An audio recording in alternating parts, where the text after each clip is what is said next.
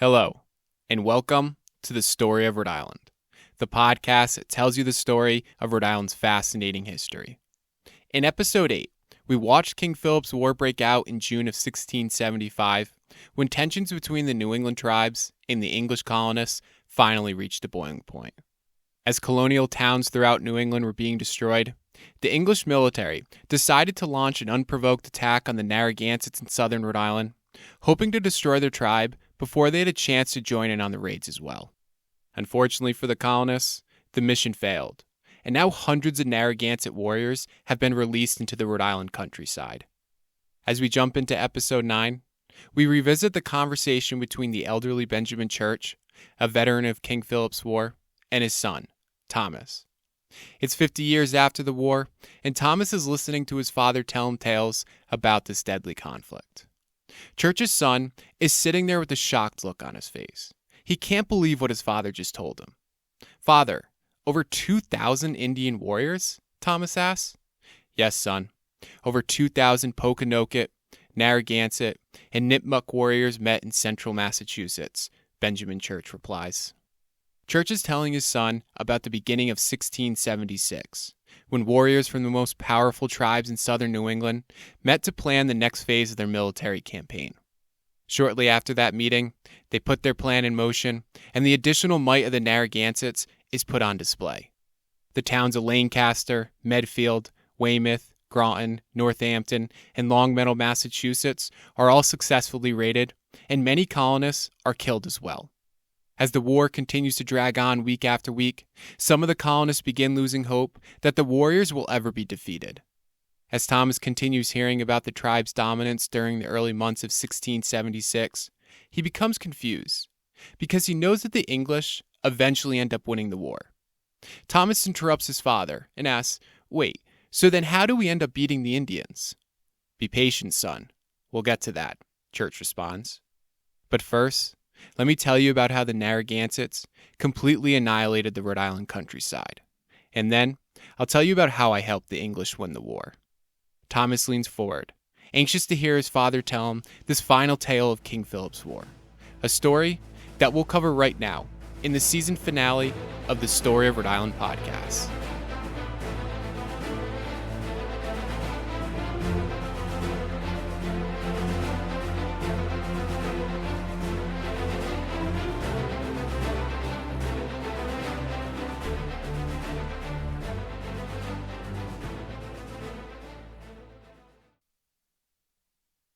It's March of 1676, and the tiny town of Wickford is completely deserted.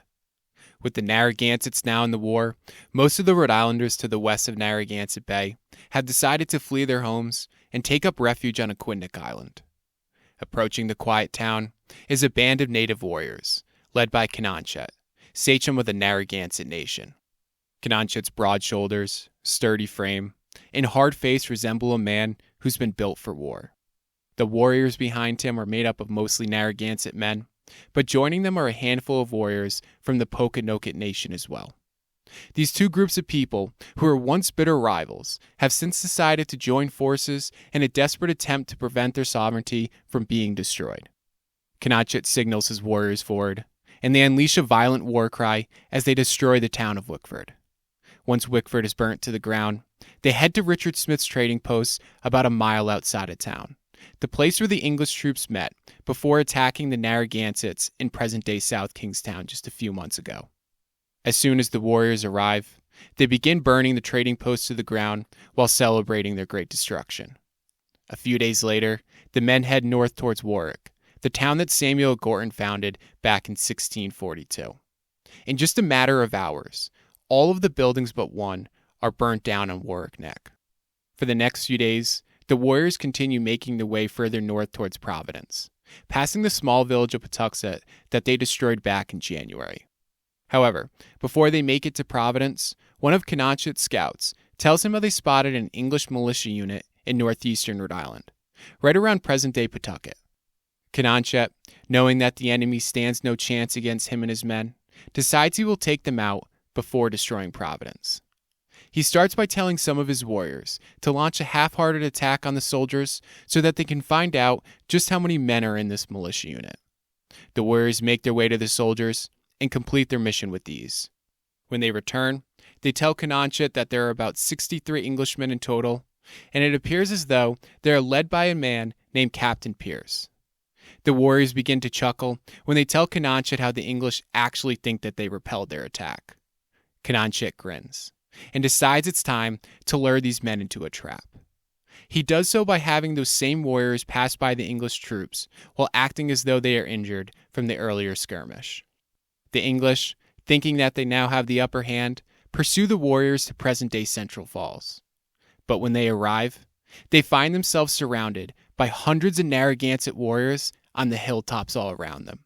As the Narragansett warriors come rushing down the hills while releasing a violent war cry, Pierce and his men try to escape, but their attempts are futile.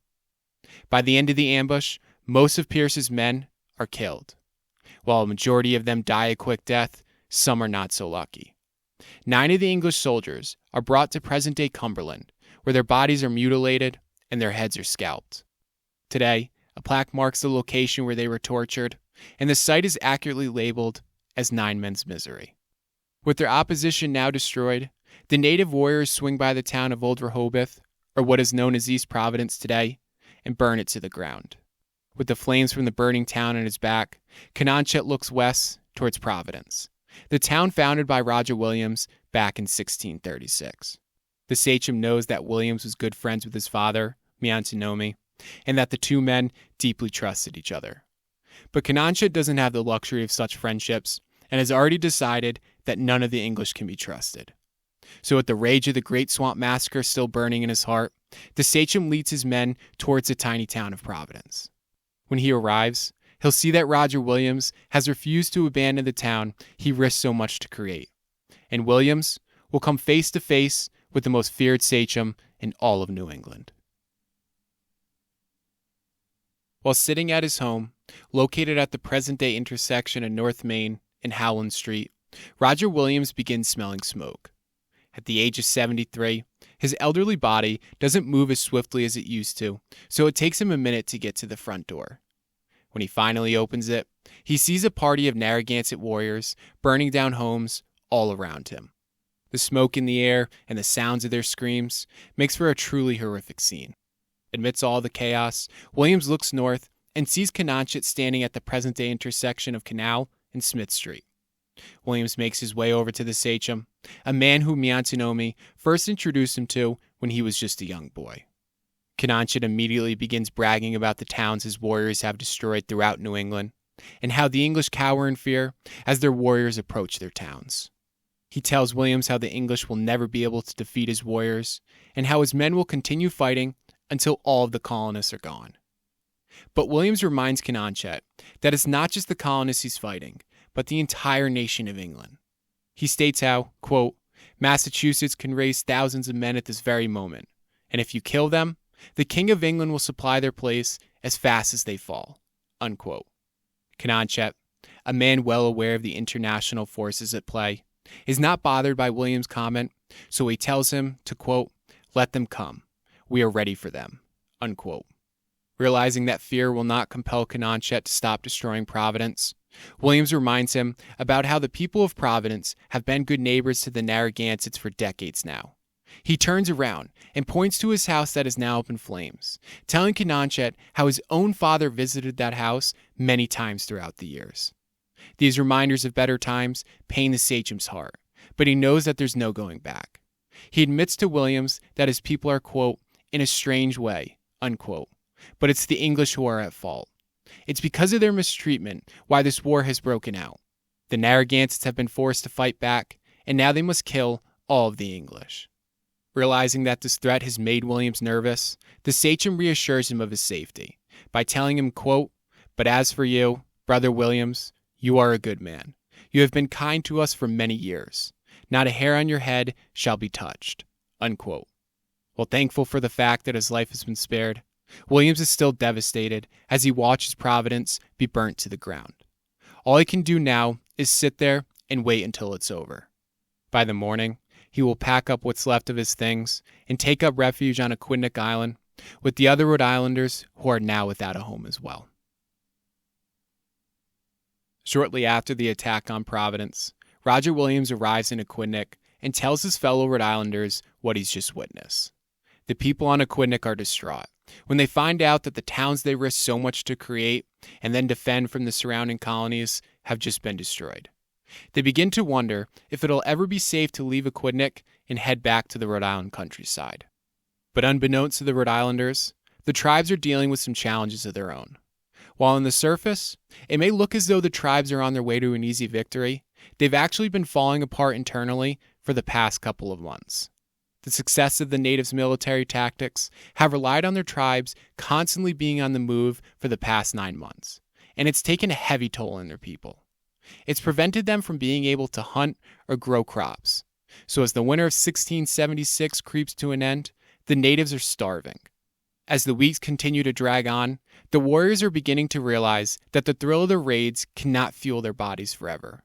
Even when a group of warriors destroy the town of Sudbury and kill 24 English colonists during the raid, they return to their camp with an exhausted and almost defeated attitude.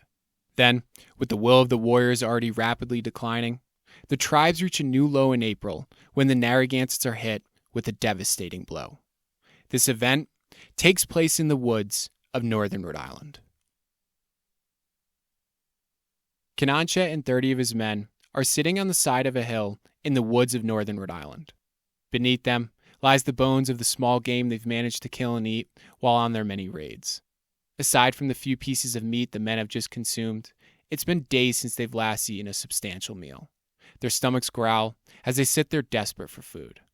Then, Canonchet hears the snapping of a twig and some footsteps in the near distance. The sachem and his men stand up and begin meticulously scanning the woods all around them. But just as they're about to sit back down, they see a group of men running towards them. Half of the men are Connecticut soldiers, and the other half are Mohegan warriors who have teamed up with the English. The Narragansett warriors, realizing that they are severely outnumbered, begin making a run for it. Right off the bat, a handful of Canonchet's men are captured, but Canonchet is able to make it to a large river in the distance. The English are hot on his trail, so he makes a desperate attempt to cross the raging river in front of him. But when he's about halfway across the river, he loses his footing amongst the rocks and falls into the water. By the time he pulls himself out of the freezing water and comes to his senses, he notices that there's a barrel of a gun pointing directly at his face. Standing in front of him is a young English soldier in his early 20s. The young man is shaking, as he knows that the man who he has his gun pointed at is one of the most feared natives in all of New England. But Canonchet, knowing that his war is over, calmly tells the young man in broken English, quote, "You much child, no understand the matters of war. Let your brother or your chief come. He I will answer," unquote. Eventually, more senior soldiers are brought over, and Canonchet is taken prisoner. After a day's march, Canonchet is brought to Stonington, Connecticut, and given an ultimatum. He can either tell the Narragansett warriors to give up their fight, or he will be executed on the spot. Canonchet responds immediately, telling the English that he would never tell his men to stop fighting. He continues by saying how he doesn't fear death, and how he, quote, liked it well, that he should die before his heart was soft, or had spoken anything unworthy of himself, unquote. The English accept the great sachem's response, and on an April afternoon in 1676, Canonchet is executed. Father, is this when the Indians begin losing the war? Thomas asks. Church, somewhat annoyed that his son has interrupted his story, replies by simply nodding his head yes. He tells his son how over the next few months the tide quickly begins to turn in favor of the English. As the weather grows warmer, the tribe's raiding activities come to a halt, and they begin focusing on growing food so that they don't starve. During these months, some of the tribes decide that they've had enough of the war, and they begin to surrender. Any action desired to be taken is delayed, as a divide grows amongst the tribe's military leaders, some saying that they should push for peace, while others want to continue raiding English towns. As the months continue to pass, the tribe's activities continue to remain at a standstill. Then, in the summer of 1676, Plymouth and Massachusetts finally come to their senses and realize that the natives' military tactics are better suited for their New England environment than their own. Something Benjamin Church has been trying to convince them of since he first fought the natives almost a year ago in Tiverton, Rhode Island. Massachusetts and Plymouth begin adding more friendly natives to their military units and moving away from larger, more stationary armies to smaller, more agile teams. Instead of trying to engage the natives on an open battlefield, they begin sneaking up on the natives so that they can ambush them when they least expect it. This enables the English to win numerous battles over the Narragansetts, successfully killing or capturing many of their warriors. As more battles are won, more warriors begin to give up the fighting. By the end of July, the fighting in Massachusetts has come to an end, and the Nipmuc and Narragansett tribes are pretty much defeated. But the English know that this war won't be officially over until they take out the Pokanokets military leaders, and most importantly, the man who this great war has been named after, King Philip. This will not be easy, as the Pokanokets war chiefs are some of the greatest military tacticians in all of New England. To accomplish this daring mission, they decide to lean on Benjamin Church. They allow him to raise a mixed military unit made up of mostly friendly native warriors, and task them with killing or capturing the leaders of the Pokanoket tribe. It's at this point when the legend of Benjamin Church begins to unfold. Just weeks after raising his men needed for the mission, Church's military unit captures Totoson, one of Philip's primary military leaders. By leveraging the natives' military tactics and their knowledge of the terrain, he's able to take Totoson by complete surprise, not only capturing the Pokanoket military chief, but over 100 of his men as well. When Church returns to the English base camp with the Pokanoket prisoners, the soldiers celebrate his great achievements. Then, just a couple of weeks later, Church is informed about King Philip's location, and his men are sent out on their most important mission of the war, to kill King Philip and put an end to this devastating conflict. It's August of 1676, and it's a beautiful summer night. The stars shining brightly in the clear sky illuminate a sense of calm that hasn't existed in Rhode Island for a while now. It's as if nature is trying to tell the Rhode Islanders that they can rest easy as the war is finally coming to an end. But while the night is calm, Benjamin Church is tense. He reminds his men that they must be absolutely silent.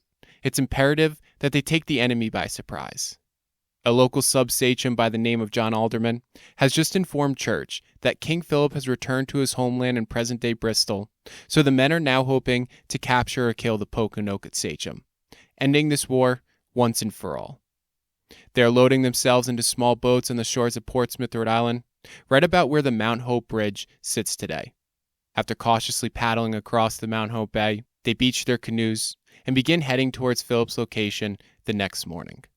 Joining Benjamin Church is Captain Roger Gooding, the man who helped rescue Church about a year ago when he was being attacked in present-day Tiverton, Rhode Island. Just as the sun begins making its way above the horizon, the men spot King Philip through the trees.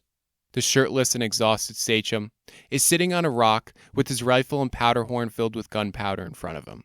Church signals his men to begin setting up a perimeter, while Gooding begins preparing his troops to ambush Philip.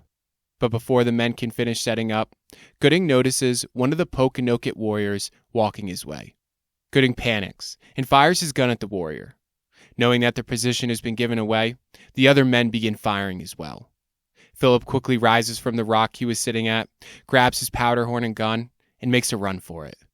As he swiftly navigates the dense woods that his people have inhabited for thousands of years, his heart pounds as adrenaline courses through his veins.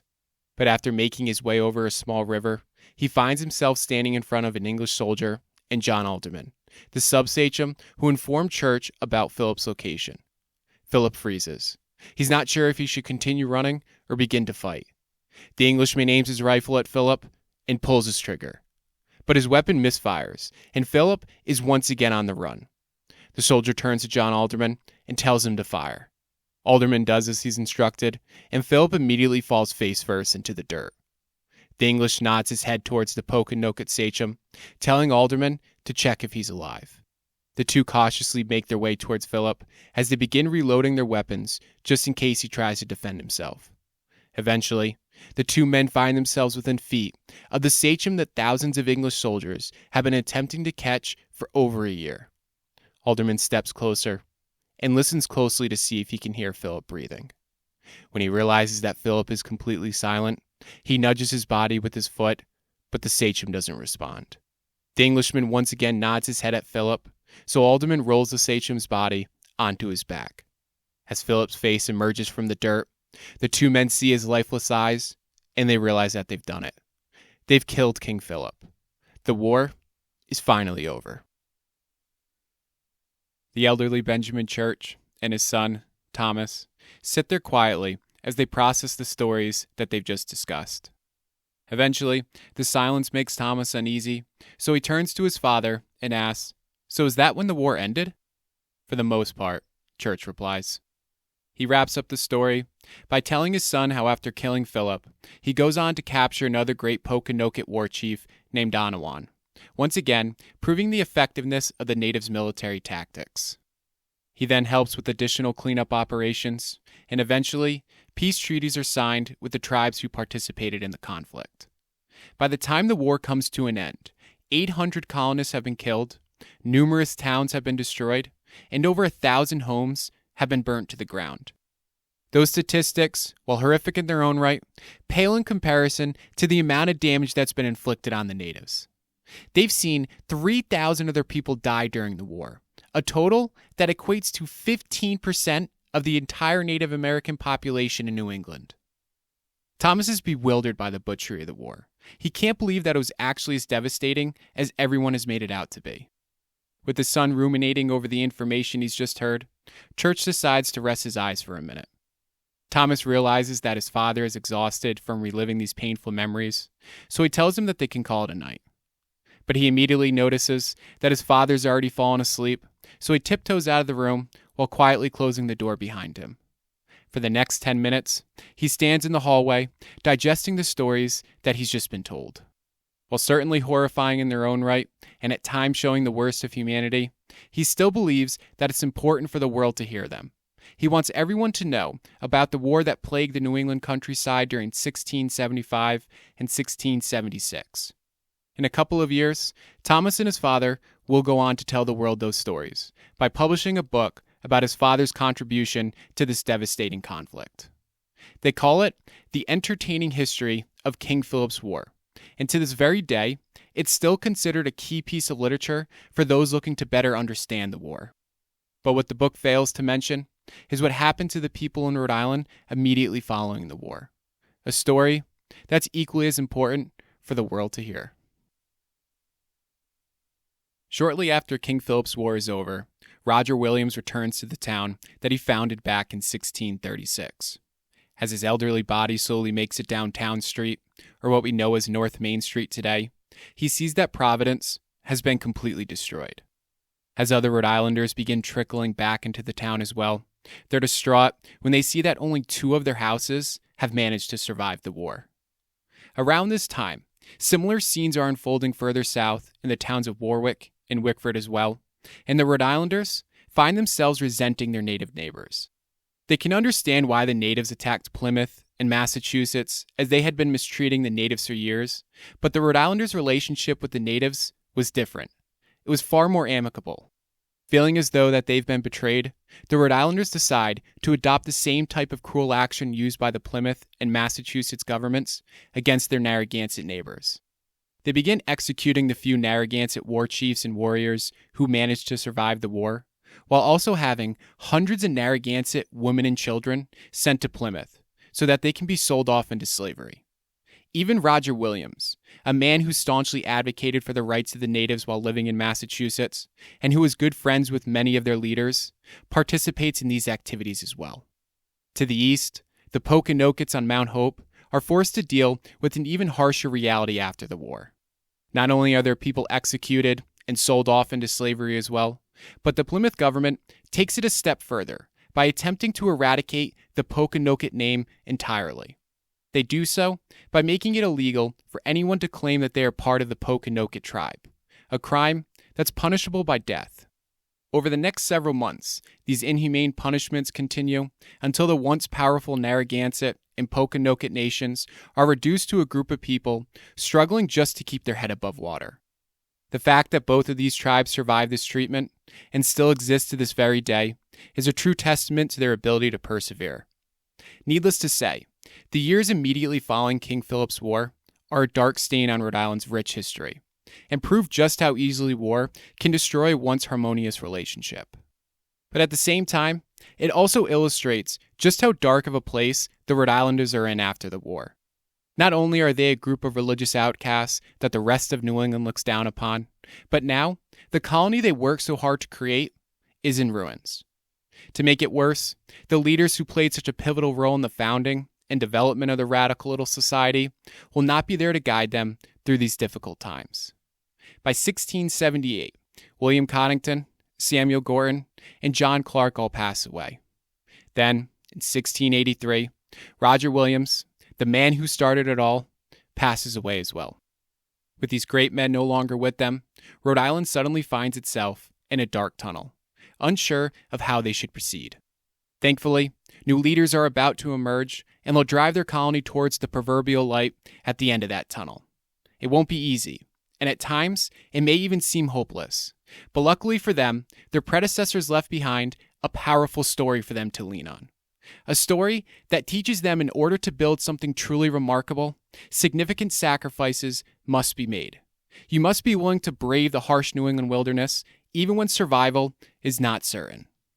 Then, even if you make it out alive, you must be prepared to protect what you've built from those who want to tear it down. And the only way to do that is through unity and relentless perseverance. Rhode Island's new set of leaders will in fact heed this advice and make their colony even stronger than it was before. The towns to the west of Narragansett Bay will be rebuilt, and their countryside will flourish as they create a range of resources to be traded throughout the entire world.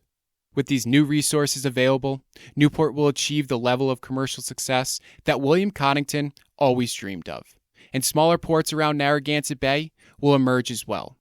The next generation of Rhode Islanders will not only continue to defend their founders' belief in religious freedom, but also fight for a wider set of liberties that they believe to be self-evident. They'll be so devoted to protecting these liberties that when they find them being threatened by their mother country, they'll team up with their sister colonies and go to war with England. The Rhode Islanders will lead the charge for independence, and one of their very own will become one of the most important generals in the American Revolution. Needless to say, the next tale of Rhode Island history will be just as exciting as the last.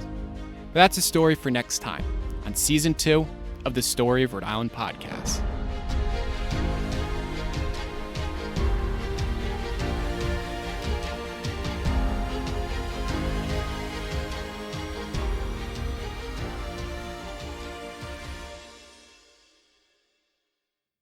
Thank you for listening to the Story of Rhode Island.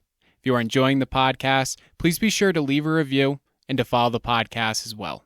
If you'd like to learn more about today's episode and others as well, you can visit storyofrhodeisland.com.